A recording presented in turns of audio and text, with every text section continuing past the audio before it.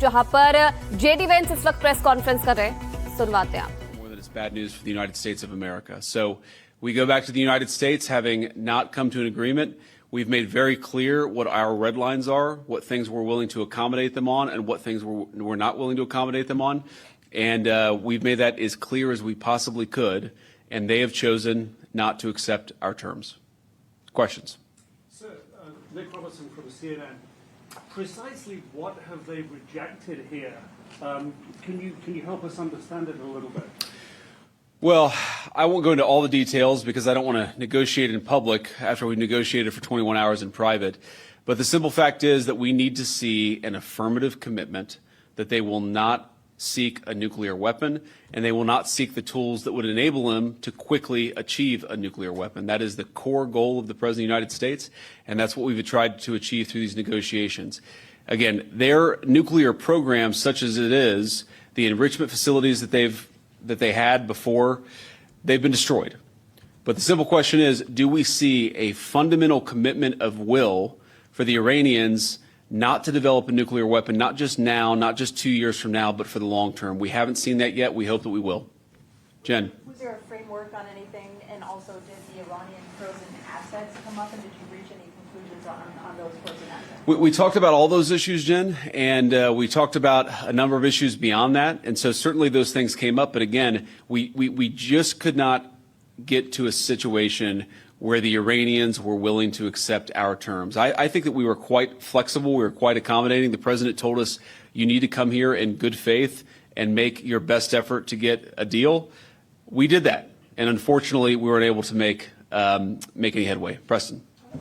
Mr. Vice President, how often did you communicate with President Trump throughout the negotiations? There were reports that there were multiple rounds where there were breaks in between negotiations. How often did you communicate with the president throughout those rounds, and what was he saying as you were going through these negotiations that you said fell short? Yeah, obviously we were talking to the president consistently. I don't know how many times we talked to him, a half dozen times, a dozen times over the past 21 hours. We obviously also talked to Admiral Cooper, to Pete, to Marco, to the entire national security team. We talked to Scott Bessent a number of times. So look, we were constantly in communication with the team because we were negotiating in good faith. And we leave here with a very simple proposal, a method of understanding that is our final and best offer. We'll see if the Iranians accept it. Thank you. Mr. Vice President, where does this leave this trade for moves? Did you going back to work?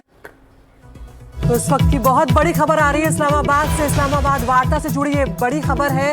यहाँ पर कोई भी समझौता नहीं हो पाया है। America के उपराष्ट्रपति जेडी वेंस ने प्रेस कॉन्फ्रेंस करके ये जानकारी दी है कि बातचीत हुई है यहाँ पर, लेकिन हम किसी भी सहमति पर नहीं पहुंचे हैं, किसी अग्रीमेंट पर यहाँ पर नहीं पहुंच पाए हैं। और उन्होंने ये भी कहा कि ये इट्स अ बैड न्यूज उन्होंने कहा, और उन्होंने कहा कि हम अब अमेरिका वापस लौट रहे हैं विदाउट एनी अग्रीमेंट। तो यहाँ पर बड़ी खबर आ रही है अमेरिका और ईरान की जो बातचीत यहाँ पर चल रही थी, जिसमें पाकिस्तान मध्यस्थता कर रहा था, वो बातचीत किसी सहमति पर नहीं पहुंच पाई है। वो बातचीत पूरी तरह से यहाँ पर विफल हो गई और खुद अमेरिका के राष्ट्रपति जेडी वेंस ने ये बड़ी जानकारी यहाँ पर दी। उन्होंने कहा, had talks with Iran, we have not reached agreement, it's a bad news, we are returning back to US without any agreement, Iran chose not to accept our terms. उनका कहना है कि ईरान ने जो हमारी शर्तें थी उन्हें नहीं माना है। सीधे तौर पर उन्होंने ये बात कही कि जो हमारी शर्तें थी वो साफ थी यहाँ पर कि परमाणु कार्यक्रम पूरी तरह से बंद हो,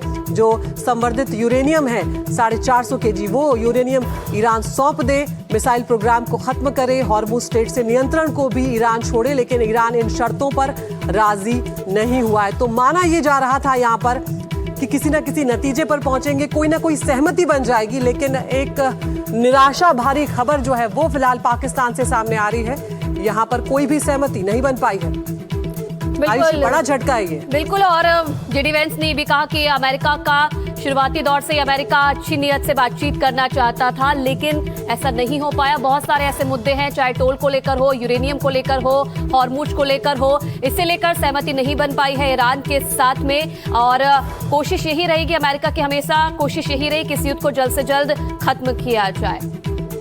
और आदित्य राजकौल इस खबर पर और ज्यादा जानकारी के लिए हमारे साथ जुड़ गए हैं। आदित्य, क्या माना जाए, कौन कौन से ऐसे मुद्दे थे जिन पर सहमति नहीं बन पाई है? एक तरफ जेडी वैंस ये भी कह रहे हैं कि अच्छी बातचीत तो हुई है ईरान के साथ, लेकिन बहुत सारी ऐसी चीजें जिन पर सहमति नहीं बन पाई है ईरान के साथ में। जी बिल्कुल, बहुत बड़ा झटका लगा है। इस्लामाबाद में जो बातचीत चल रही थी अमेरिका और ईरान के दरमियान, वो पूरी तरीके से फेल हो चुकी है।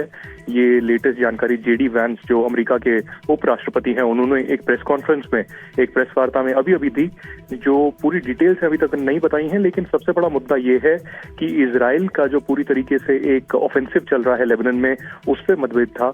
और साथ ही जो दूसरी बड़ी चीज थी वो ये था कि जो स्ट्रेट ऑफ हॉर्मोज पे उस पर सहमति नहीं बन पा रही थी, क्योंकि ईरान अपना डोमिनेंस वहां पर जा रहा है।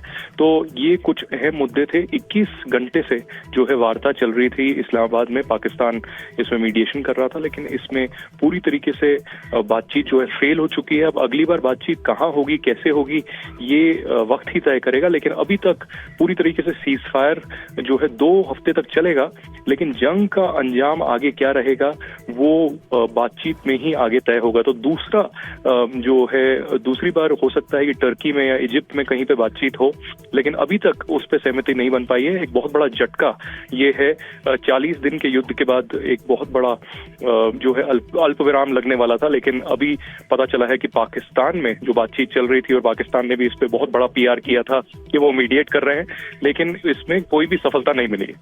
बिल्कुल आदित्य, यहाँ पर और ये भी देखना महत्वपूर्ण होगा कि जेडी वैंस ने यहाँ पर साफ तौर पर कहा है कि इट्स अ बैड न्यूज और हम बिना किसी सहमति के, बिना किसी अग्रीमेंट के ही अब US वापस लौट रहे हैं। तो ऐसे में अब ये 15 दिन तो शायद सीज फायर रहे, लेकिन उसके बाद क्या होगा ये कहना मुश्किल है।